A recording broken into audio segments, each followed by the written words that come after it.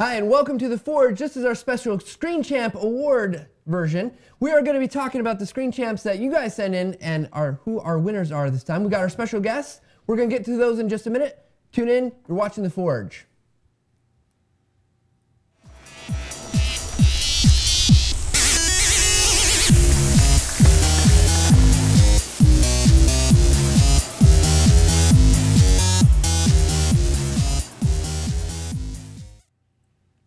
Hi, welcome back. I'm Matt Pierce, your host. We've got our special guests with us. We're going to be going through this whole ceremony, but let me introduce our guests so you know who they are. First, on Skype, we've got Steve Garfield. Steve is the author of Get Seen. He's also done he does a lot of stuff on social media. If you haven't gone out and followed him on Twitter yet, you might want to because there's lots of interesting things, besides the fact that it gets you closer to Jimmy Fallon. Maybe you're a fan, maybe you're not. So welcome, Steve. We're glad you're here. Hey, how you doing? Good to be here.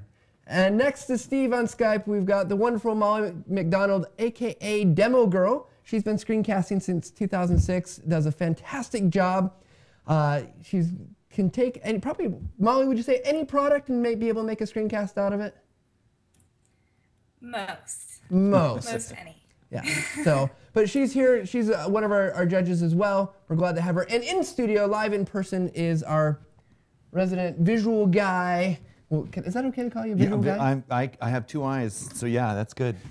Is Karl Gude. Karl has done a variety of things, including creating information graphics for things like NewsWeek, you know, small little publications you might have heard of. He's also been over at MSU, Michigan State University, creating a part of the School of Journalism, a visual design, information design program. So we're glad to have Karl here with us as well. Convenience is that he just had to drive through a little snow to get here instead of travel across the country. So welcome to all of our judges. Thank you so much for being here. We're glad you guys are here. As we're going to get going, we're going to go through this for the audience's sake. We had 4 categories, a little background on this whole contest. So we had about 100 entries. Out of those 100 entries, we narrowed it down to 15. One of the interesting facts about those 15 is 7 of the 15 are international. So this is actually taken on a much more global scale than we would have ever expected, which is very exciting. So we've got some good surprises for you, I think. So let's get started. First thing we're going to do is we're going to talk about the entertainment category. Our primary judge for entertainment was Steve. So let's go ahead and roll our nominee video, and we'll be back in just a minute. And the nominees are Backyard FX Finale, Sword Stab Tutorial.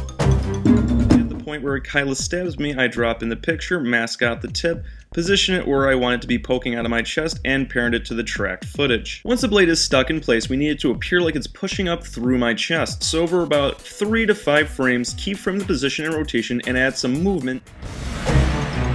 Collaborative story writing using Google Docs.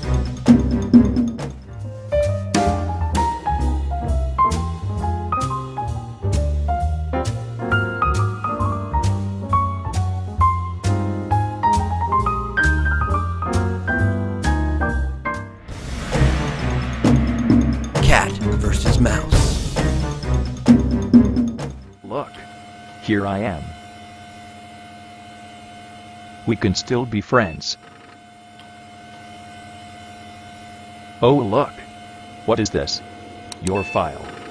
I hope nothing happens to it. Building the Alfred icon in Minecraft. What I can build in Minecraft, and I needed anyway. X marks the spot, and I think this is an X, and let me show you what I built. Actually, this is not what I built. Aussie Football Screencast presentation. Kick it to your teammate. Once you mark the ball, you get a free kick. No one can take the ball off you if the umpire's blown his whistle and you've successfully gained a mark. Don't drop the ball, or it's play on, and anyone can grab the ball. Handballing is very important.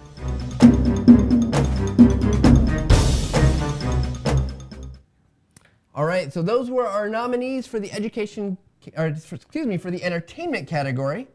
We've got our envelope, and the winner is, for the entertainment category, I can't wait. Backyard FX Finale Sword Stab Tutorial. That was so gross. I loved it. So, Disgusting. It was disgusting, and I know we got some shocked looks when we first watched it. So, Steve, as our entertainment judge, what about this video, I guess, really grabbed you and said, "Wow, this is really good"? Well, the first thing about it, obviously, it had great audio. You could understand everything was very clear. And the next thing that I liked about it was that it had a mix of live action with the screencast. So it made me really engage with the people who were presenting what they were presenting. The other thing I liked is when they did their how-to and they showed you exactly how they did it, and they gave me a full screen of Final Cut Pro. That was great. I love that kind of how-to, and it was a lot of fun. Yeah, it absolutely was a lot of fun. Karl and Molly, what did you guys see that? Because I know you guys both liked this one as well. Yeah, you want to go ahead, Molly? Well, I guess, I'm not that familiar with Final Cut Pro, but just the whole comedian aspect of it, just, the whole sandwich making and eating fiasco, it was entertaining. Which is exactly what we want from an entertainment category. So. Well, I actually, I felt like the only thing missing was the popcorn and the Coke, but I do know Final Cut Pro, and I don't know After Effects, and I didn't even know that they were that similar, because they says they're really similar. You can do one and the other, and I felt like at the end of that I could actually do this. I could have done that. I had no idea that even those things are online, that you could just pull in blood splatters online. So now I'm going to go kill people. Please don't kill me. On video. I'm going to go kill people on video. But the thing is, I think what I want to make sure that our audience is aware of, that even if you're a winner, there's things that we can always do better. And that the part of our reason for doing this contest is we want to help promote really good content, but also help people to get better at doing this. If you guys were to give Garrett, who's the creator of this, some feedback on, like what would have made this even better than what it was? Well, if I can say that, I thought that he was great. It was the outside. I would focus on the tutorial. As someone who knows this, I was really kind of frustrated that I wasn't quite able to keep up and not really understand how to do this. It was so about the production and the slickness and the speed and the pacing that I lost. I'd have to go back and watch it really slowly, and I thought that was the one thing that I would have slowed down. Yeah, Steve or Molly? I would criticize, well, not criticize, but bring up some points to some of the people who didn't win and why they didn't. Absolutely. Some of the videos took way too long to get to the point. One of them was like a 3-minute video, and it took 2 minutes to get to the main point. And if I wasn't judging, I wouldn't have stayed along for the whole video. Some of the other ones, I couldn't see the text. And when you're doing a screencast, if I can't read along with what you're doing, that's totally not going to work. And then on another one, nothing was really explained to me. I was watching something happening, so a voiceover would improve it so much more. Absolutely. Molly, anything you want to add? Again, with the tutorial part, it was neat to watch, but it wasn't really helpful for someone that actually needed to learn how to create that effect. But it was entertaining if you already kind of know how to do that. All right, so maybe there's a little bit focus on, I don't know Garrett's audience very well. It's not like we have all that, we've not spent a lot of time with him on that. But it would be interesting to see expecting these experts, like maybe someone along the lines of Karl who knows a lot of this, or is it someone who, if he's expecting the audience new people? is, yeah.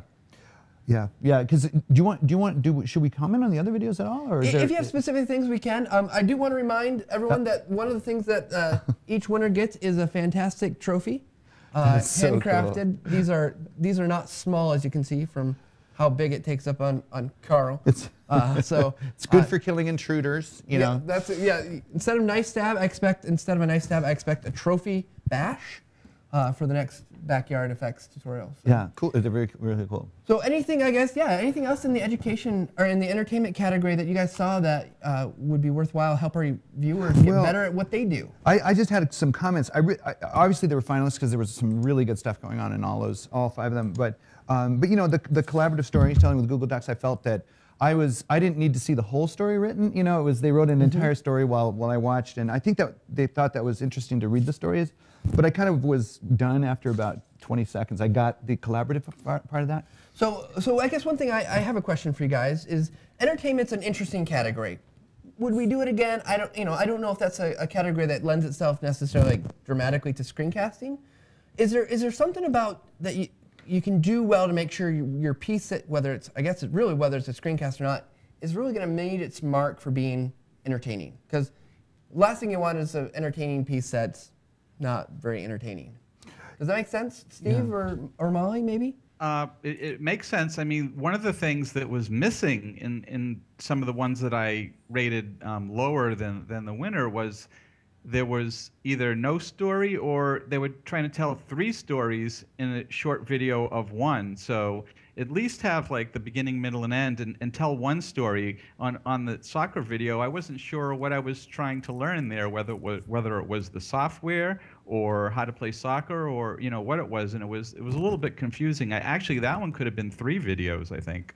Okay, so make sure, like, I guess any good, and I'm sure Molly, you probably see this with a lot of educational tutorials, is that focus in on a topic. Don't try to do 3 topics. Do 1 per video. Yeah, I would say remember who you're trying to entertain.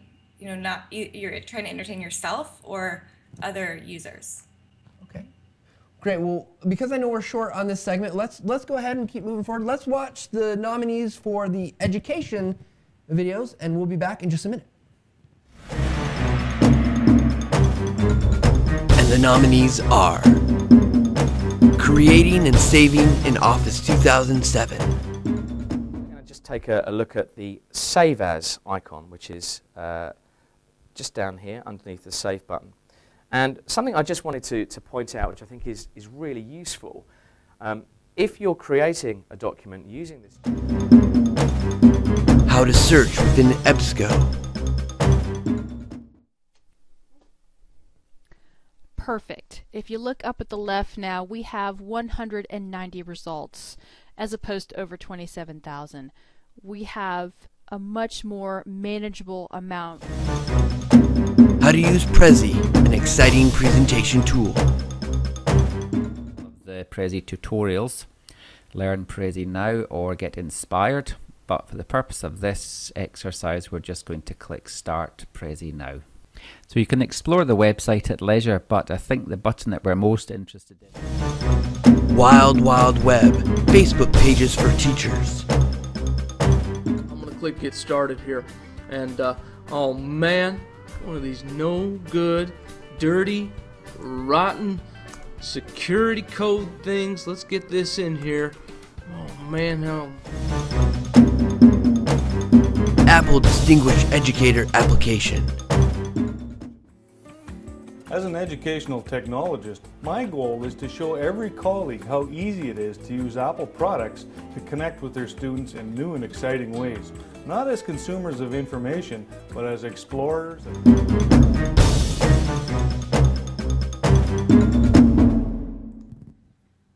All right, those are our nominees for the education category. This one's actually sealed, so then the winner is, just trying to get some dramatic sound effects, Apple Distinguished Educator. Yeah, that guy was amazing. I mean, he's just a teacher, right? Who just did this all on his own. I mean, it's if you want something that other teachers should try to aspire to, is what I felt that, that guy, he's got the producer head going there. Yeah, so this was I guess to give a little context, this was a video that was an application to become an Apple Distinguished Educator. Obviously, lots of Apple products, explaining why he should be in that role. Molly, I guess, you're our industry judge. Karl's already commented a little bit. What were some of your thoughts about this particular video? I wanted to know how he made it. It was really, really awesome. And I saw under tools used, there was no answer. And I'm just like, how did he do it? So that's what I'd like to know. So maybe we need to follow up and get a tutorial video on how do you do all those inset shots where you're changing devices. That would be great, yeah. Steve, any thoughts from you? Yeah, that looked really cool when he had the iPad and zoomed it in, and actually I would like to know how he did that one too. So maybe that's a future Forge episode. We'll have to have Reg come on and talk about it. Obviously with all these categories, you get such a broad spectrum of entries that, we're doing some, trying to make sure things fit into some general categories. But in terms of the educator categories, what were some of the things that you saw that were done well across the screencasts that were entered? Because there was a variety. You got this one that's obviously kind of this appeal to, I want to be an Apple educator. You had the Prezi presentation that was really a long presentation, but had some good stuff in it. What are your thoughts? Well, you know, I think it's hard to compete. Like the one software that was how to search within Abesco. That, I mean, it's hard to compete with just looking at she did a great job explaining that software. It's complicated. I sure wouldn't want to wade into it, but she made it sound easy. It's hard to compete when you have a lot of the Prezi guy. At least he definitely used a lot of great visuals. He could have made it a bullet point slide, but it was all full of great visuals, so it had an entertaining quality to it. It was engaging. So it's kind of a one end or the other kind of a tough thing. You know, keep me wanting to stick around. So there's a theme from the entertainment is know your audience. It sounds like here is even if you know your audience, which I'm sure these folks did probably a lot better than entertainment, you tend to kind of more scattershot, I think. So it sounds like you also need to find that piece that's going to make it engaging. Well, I'm sorry, you guys. I was just going to say the EBSCO. EBSCO, yep. I don't think she should have gotten very. You don't want to muddle that up with fancy flashy gimmicks. It was so complicated. It Absolutely. was so complicated. Molly or Steve, I guess let's start with you this time. Any thoughts about I guess what these educators across the spectrum should be thinking about in general when they make their videos? I liked how a zoom in feature was used to show the part of the screen that they were talking about. Sometimes you see a screencast where it's just the whole screen and it's static, and I liked how we had the voiceover explaining what was happening, and then you could see it more clearly by using the zoom in into the screen. I like that. The only real thing I would say is, like, for the Prezi one, that could have been broken down into probably about 6 or 7 screencasts, maybe with a table of contents, add some quizzes, because by the time it's over, if you're trying to learn, you're not going to remember what happened in the first couple of minutes. So I think breaking it down into multiple videos, screencasts, would have been pretty helpful. I think that's a good idea too. Oh, am I still on? Yeah, we're still on. We lost video for a second. We'll try to get it back up, but go ahead and keep talking, Steve. You can still hear me? Yep. I think that's really good of breaking it down into small segments, because it makes it easier to learn and concentrate on the one point that you're making. You can also think of SEO and search engine optimization, and when you title these things, you could break them down into little lessons, and then people can find that tip versus just saying my tip on like 20 different things. You could have 20 different segments, which you could just break them down that way. So I'll go to Molly first. Molly, in your experience, is there an ideal length, especially when you're teaching something for like a screencast to be? Should it be 1 minute, 2 minutes, 5? Or is there some other rule besides maybe time? My rule for most of my clients is if you can't explain it in 2 minutes, then it needs to be, then you have more than one thing you need to explain. It needs to be broken down into multiple videos. So if it's for a marketing video, then you want to have it quick, just show quick things of what the tool can do, and then break it down into separate tutorials. Otherwise, it's just kind of useless. Okay. So 2 minutes. It's homework. It's homework. It's homework at that point. Yeah, exactly. Okay, great. We're still trying to get this Skype back up. We apologize to our audience. You can't see Steve and Molly's lovely faces. You're stuck probably seeing more of Karl and me. I'm sorry. Karl's okay, but I don't know about that. So I guess any other comment for the general category of tutorials that in the education category? Do them. Make them. Make them.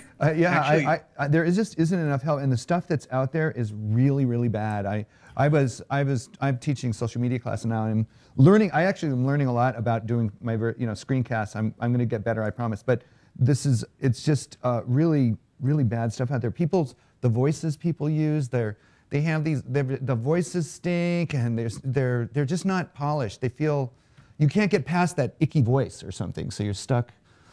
So think about the whole package, not just, oh, I know the software, so I'm going to do this and use my, and a lot of ums and a lot of, wait, this isn't opening. Edit that out, I don't know. And there's a great comment here in the chat room to transcribe your videos to help search engine optimization too. And actually, YouTube has this automatic transcriptions that I just tried the other day, and it works pretty well. And that's really important for getting your video seen on YouTube, is to use the transcribe feature on YouTube. In addition to putting it in the description, that annotation feature for the transcript embedded right inside YouTube is really important. That's a great point. And I'm sure as an educator that facilitates lots of other things. You know, you have 508 compliance issues, or you have other issues where you have students that maybe the audio isn't the other thing that YouTube allows you to do is you can add a link at the end to the next video, like the way Molly was describing. Yeah, that's a great idea to break that Prezi up, and then at the end of the YouTube video or whatever, however they post it, you can pop a link to the next video right there. So click on that right in the video itself, which makes it a little easier. All right, we need to move on to our next winner. So we're going to be moving on. Let's show our industry nominee video right now. And the nominees are Vegetable Garden Planner. The new garden plan opens in its own tab, so you can have more than one plan open at a time and can switch easily between them. Along the top is the toolbar with buttons grouped according to function. Before using the drawing tools, you need to set a customer story straight from the hip. Launched Google Maps and searched for Chico's. Voila! There was a store less than 3 miles from here. I tapped my finger on the map pin, which revealed these details. I tapped the phone number and... Thanks for calling. MindJet Manager 2012 Overview. And whether you're an experienced user looking for a head start or a new user looking for a place to begin, you'll benefit from an extensive new template library. Working on a tough problem? TechSmith ScreenChamp Award entry. We've seen how Google can tell an emotional story with a screencast. Khan Academy is teaching children worldwide with simple yet very effective screencasts. The new Facebook module on your Jimdo page.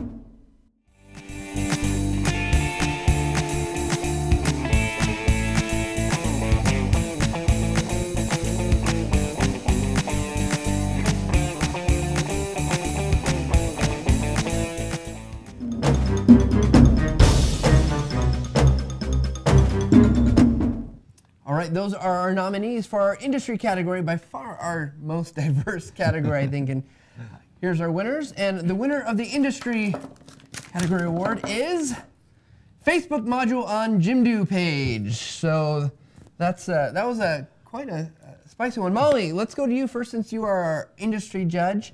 Thoughts about this particular video? Well, it was, 1 minute and 15 seconds long. There was great music.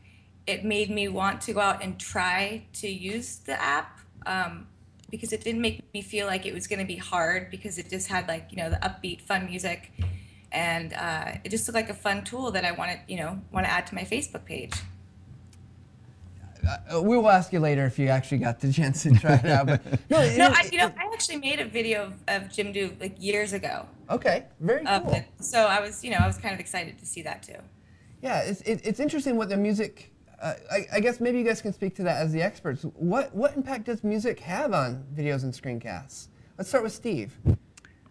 So the way I use music a lot of times is if I have audio that isn't that great, or maybe I have some type of a little bit of background noise, I say, you know what, I'm going to fix this thing by bringing in a nice little music bed that's just almost perceptible. You can just hear it, and that makes all the problems in a video go away.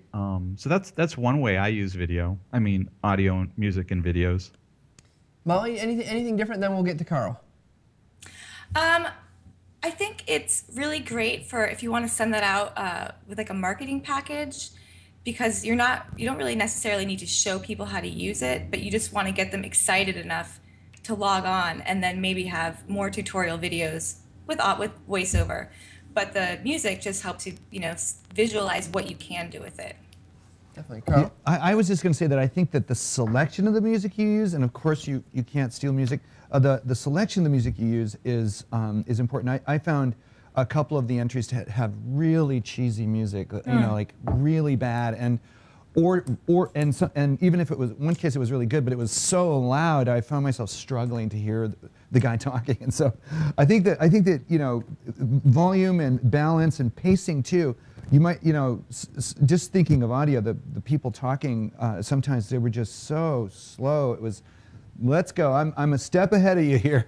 Let's move. You know, I already get what you're about to say. So. That's a good point. On some of those, you hear the voiceover person. The voiceover person is nothing like I'm talking right now, because if I was the voiceover person, I'd say, if I was the voiceover person, you're not trying to make yourself sound like a computer. You're a person. So I would you know, want people to not try and talk like a voice response system. That's so ridiculous. Wait, why do they do that? That was good. Well, in fact, the MindJet video, I was wondering if that was a real person. Yeah, that was a bit echo chambery. You know, I was trying to decide if it bothered me or not, but I decided in the end that it was okay. I don't know what you thought, Molly. It was okay. The music was like elevator music-y though. Yeah, That was the only bummer. Yeah, like there was one music soundtrack that was kind of, I called it the Mannix soundtrack, you know, like one of those 70s TV show, detective shows, and then there are all the little, I think you have to be careful with the little off-the-shelf cliche whoosh marks and shoo and zing and duck and sue, you know, when you're moving, and it was kind of cheesy, you know. It was, one of them was very slick, but that just made it feel cheesy. So right. Don't try and use the first song that comes up in the free music that you get with like your Mac, because like everybody clicks on that one and you're like, oh, that one again? I use those for my vacation videos. So it sounds like, I mean, across the categories, but especially in industry, when you're going for the professional, whether you're doing a marketing video or maybe an education video, a lot of this sounds like balance. Like, use music, but don't overuse music, or don't use the wrong music. You know, use a pace that's appropriate for what you're talking about. Because I know in the Jimdo video, there's no voiceover. It's all music and it's very fast paced. But I'm guessing, Molly, that would be probably the wrong approach for when you're teaching somebody how to do something. Yeah, I mean, the vegetable garden planner, that was a tutorial video. There are some things that I thought didn't need to be explained, like how to drag a tool onto, like a drawing onto the planner itself. But it was a good tutorial. You didn't need music for that one. The Jimdo one was not made to be a tutorial. It was made to be an exciting, fun video. Come sign up, come try this out. Absolutely. So yeah, so it sounds like, you know, again, pacing is, or balance and all these things is key. I think what the real big umbrella thing over this whole thing, Steve said it earlier, is just good, solid storytelling. And you know, even if you're telling a story about how to do it, if it's just a plain tutorial, or if you're really producing something really slick, it's all about, you know, what would you know, around a campfire. Like I pick on my students, and you know, because it's a journalism class, and it's like, so, you know, journalists are storytellers, but you guys, you know, I hear people telling me a story like, you know, there was this guy, and like, you know, the guy, well, like he like had this, like, you know, like this shoe thing, and you know, and you're like, stop telling that story. You know, you can develop the craft of storytelling, and when you're adding visual storytelling to it, I mean, there's just so much wonderful stuff. But there are all these, people should actually study this. They should go take a little class or a workshop in pacing and balance and good storytelling, writing, script, all of that stuff. It would do the world a great deal of good. We wouldn't be subjected to all the junk out there. So save the world from junk. Take a class from Karl. Yeah, sorry, I'm being mean. So any other feedback on the industry category videos? Any other things that you guys would say, like, hey, this is how we could even make these better, or things that really stood out to you? And if not, we'll move on. just talk. What about you guys? Are you asking? Oh, go ahead. I would say don't add anything extra. You know, sometimes people want me to say, you know, like, this company's been around for this many years and we've been specializing in this or that. People don't want to hear that in a screencast. They want to see what they can do. They want to see how they can do it. And you should just stick to one point and follow through and make it short and sweet. Molly, what do you think about their little chip shot in the corner when you actually see them and you go, oh my God, look at that guy, you know, with the big headset on, he's a little chip shot in the corner. Do you? I think. Go ahead. I think it's unnecessary. Yeah, they're usually pretty weird. So yeah, like me, having the talking head there that's not maybe serving a purpose. I don't know. But it depends on the, it depends on what the screencast is for. Yeah, that makes sense. Absolutely. Steve, any final comments on the industry? I would just have a question, maybe for Molly, about how does she feel about writing a script and bringing in a voice talent to do it, or having a person like from the technical department who really knows the product? I always write a script. Since the first day I ever made a screencast, I've always written a script. And I think it's almost better to not have the person from the technical department write it, because they're going to add things that may not matter to other people. I think it's good to have fresh eyes on a product and have maybe someone who's an actual writer go through and find the important parts that the technical writer may want them to include. And then definitely, if your voice sounds horrible, maybe just do music or find someone that can do it for you. Or go get voice lessons or work on it, I think. Do something, right? Like that's going to happen. Try to do, but some people are restrained that they don't, they don't have a budget to get, or sure. There's things you can do, I think, there, to Molly's point. Oh, yeah. Is don't be terrible, but try to work on it. Try to improve it, because it can work. Well, we need to move on, because we've got one more category. Just a reminder that all the three of our categories, I mean, they're getting some fantastic prizes, some nice headset, a bamboo tablet. I don't remember anymore. It's been such a long time, some other stuff. It's great. Now, our Best in Show winner we get one of those T-shirts. That's what we That's what we get, is a T-shirt. Our Best in Show winner actually is going to win a MacBook Pro.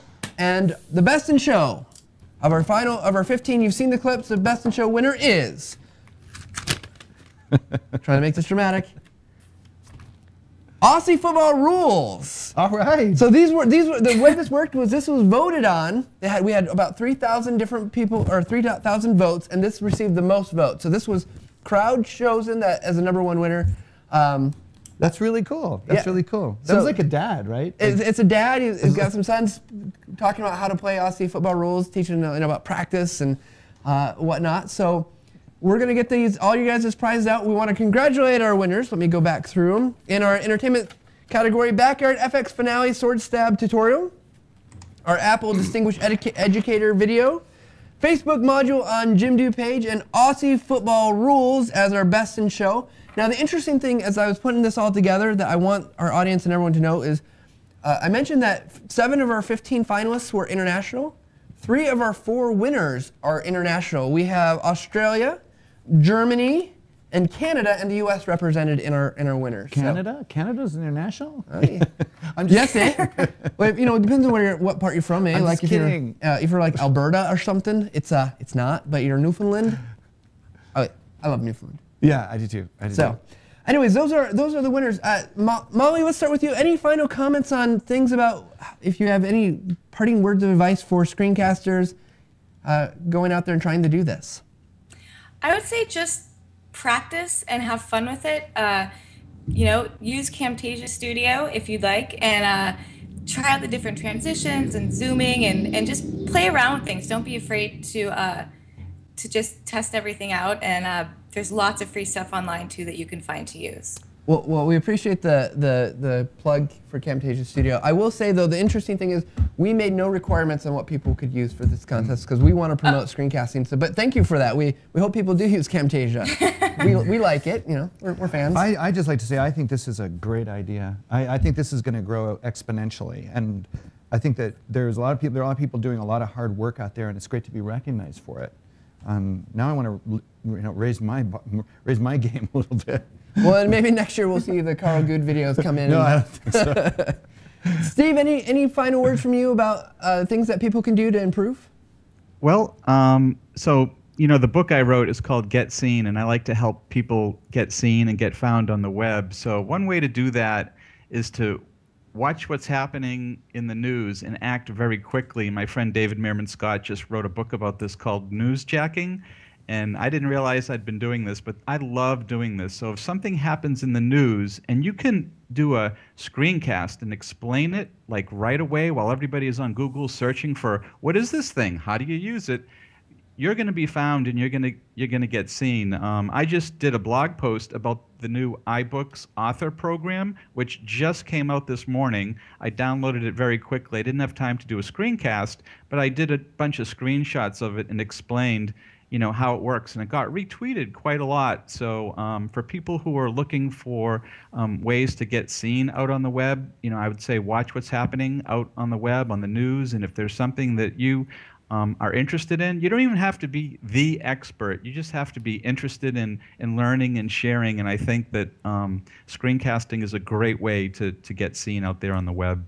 Absolutely, and it seems like that's part of the other story that we haven't talked about is it's great to make content, but it's another thing if no one ever watches it and it doesn't ever connect with an audience. So getting seen is important. So again, we want to thank our judges, Molly McDonald, Steve Garfield, and Karl Gude. Thank you guys so very much for being our willing participants in judging and helping us out. We want to again congratulate our winners. You do get a trophy. These are pretty fun. Thanks to Dan Nunez for creating these. He did a fantastic job. Really nice. Really and nice. Thank you for all those who have participated in the ScreenChamp Awards in 2011. Hopefully we'll have a ScreenChamp 2012. We're going to wrap things up for the Forge. We'll be back next month with another great show. And until then, we will talk to you later. See ya.